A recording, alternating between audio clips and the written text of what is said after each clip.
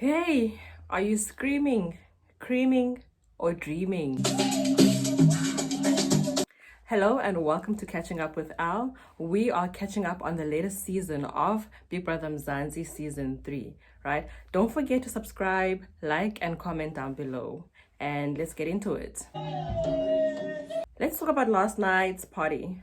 In last night's party, there were two DJs. It was DJ Durban Gogo, and the second DJ was DJ Speedster. Durban Gogo was playing like a house and a piano, and and DJ Speedster was playing hip hop, right? So as usual, the life of the party was Sis Tamara. And then there was also a few housemates who were not allowed to drink. I think that list included Yoli, Thulz, and Umpo and Zeno, right? So they were trying. Like with Thulz, you could tell the Thulz was bored, but they were trying. Umpo was also like the life of the party, as usual, regardless of whether she was drinking or not. So the interesting thing that happened in the party was BU and Venus. BU and Venus were dancing together the whole night, guys. I'm talking about gyrating and grinding and all the sensual things that you can do on the dance floor. And you could tell Acacia was just giving them looks, like she was so disgusted.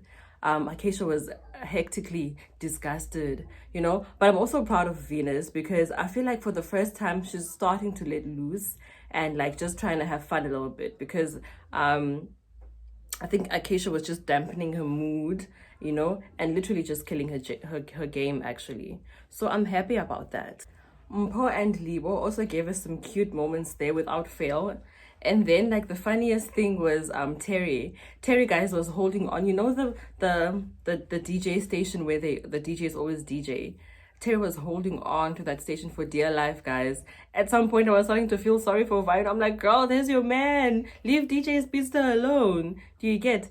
But then, when I look back, I realized that I think maybe she was a bit too drunk. So I think she was like holding on for a reason.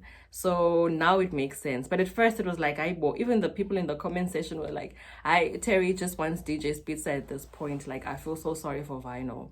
And then there was nothing much actually happening at the party. The guys were just dancing. Utemba was dancing with all the other girls. He was dancing with Utado. He was dancing with Nthabi. He was just dancing with everyone. And he was even dancing with Nale, you know, because in the beginning it seemed like no one wanted to dance with Nale because of the whole drama that was going on between her and Temba. But then I saw them dancing later on. And then Thulz was also dancing with Utado. But there was nothing hectic happening. It was just like the normal party that they always have. Just everyone having fun and enjoying the music, and the DJs did really well. I'm aware of it, you understand? Like, I'm not gonna act like I don't see something that I see, especially when it's right here. So after the party, this is what went down. Terry was quite drunk, so Uvino sent her up to go and sleep. And then Nale was caught having a conversation with Utado. She was actually crying. She was crying because she said she misses intimacy, because now she can see that everyone who sleeps where she sleeps upstairs has a partner, right? And so now she's feeling the pressure, she's feeling the void, and that she misses intimacy. And then Utato was like trying to console her or whatever. But I also feel like she was being like shady about the whole thing. I think it felt as though she was sending hints to Utato, just because she saw Utato talking to Thulz and dancing with Thulz in the party. So I think she was like sending hints to Utato, either that or trying to block whatever is happening between Thulz and Utato, because she's doing this thing now where it's like she doesn't want to be with Thulz, but it seems as though she still wants to keep him around. Like she still wants Thulz to like focus on her and whatnot, but I feel like Thulz is just not about that. Thulz is too smart. He can just see right through those games. The people I sleep with upstairs are kind of like finding connections in the house, you know. And then over here, Thulz was also caught having a conversation with Nale after Nale had a conversation with Utato, and then she was expressing the same thing, right? And then it's funny the way in which she approached it, because the first thing she said to him was like, "What's going on between you and Utato?" And then Thulz explained to her like, "No, Tato's an amazing girl. They're just vibing. They're just chilling. One, there's nothing much right now." And then like he asked her like, "Oh," and he asked her like, why are you hurting? Because you said you have a boyfriend, Mosi. You know, you rejected me, so why are you so hurt? And then she was explaining like, no, she's not hurt. It's just that she's acknowledging that she's aware of what's happening because we all stay in the same house, so she's able to see what's happening right in front of her. And then she even said like comments like, no, she's an amazing girl, go for her, because obviously I told you that I can't, you know, in a way as to say like, you can't have me, so it's okay, you can go for her, you know. She's a funny character, that one, but I still want to have a look and see like where she's gonna play this game and how she's gonna play this game. At that very moment. Yeah, don't act like you're not. That's what she did. Oh, okay. That's what she did. And that's contradicting what she says. Okay, reasonably so. Hey, Acacia, guys. Acacia, it will not be a night in the Big Brother Mzansi house if Acacia is not talking about Venus. Acacia was talking about Venus again. Highly doubt. Why? I know that you're only acting like this because there is a substantial reason. She was talking about Venus and how, like, did you notice when they were dancing together?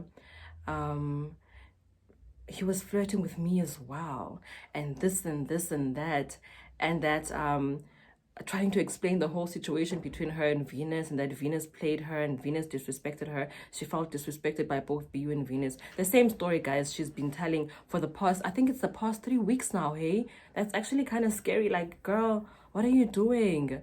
You know, leave the poor girl alone, leave BU alone, or whatever the case might be. So that's like, Acacia was just talking about Venus. And I think the funniest thing of all for me is that why isn't anyone telling her like, dude, stop talking about this? Because every time she goes to someone new and talks about it, they listen and they encourage her and they're like, no, we understand. No, yeah, it is disrespectful. It's like, no, tell her to stop making a fool of herself.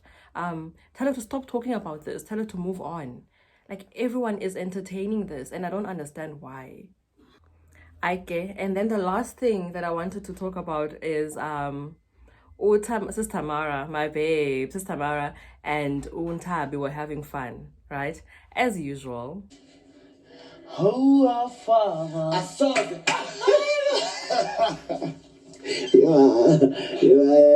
Right, turn your boy.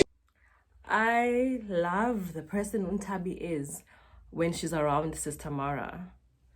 I love the person, like, she's so free and fun and like bubbly and just out there, as compared to when she's maybe with Umpo and the other girls, because normally when she's with the other girls, all they do is gossip. But when she's with Tamara, it's just pure fun and I'm here for it. And I wish she could be like this more. Like, if she survives the eviction today, then I hope I see more of this from Nthabi, because this is the Nthabi we saw when she came into the house. And then I don't know what happened, but now she seems to come out again. She seems like she's coming out again, especially when she is around Terry and Tamara. And that is the gist for the Saturday night party. I'm sorry I couldn't give you guys more clips. It was a bit hectic, but that is a summary of what happened. Again, please don't forget to subscribe to my channel.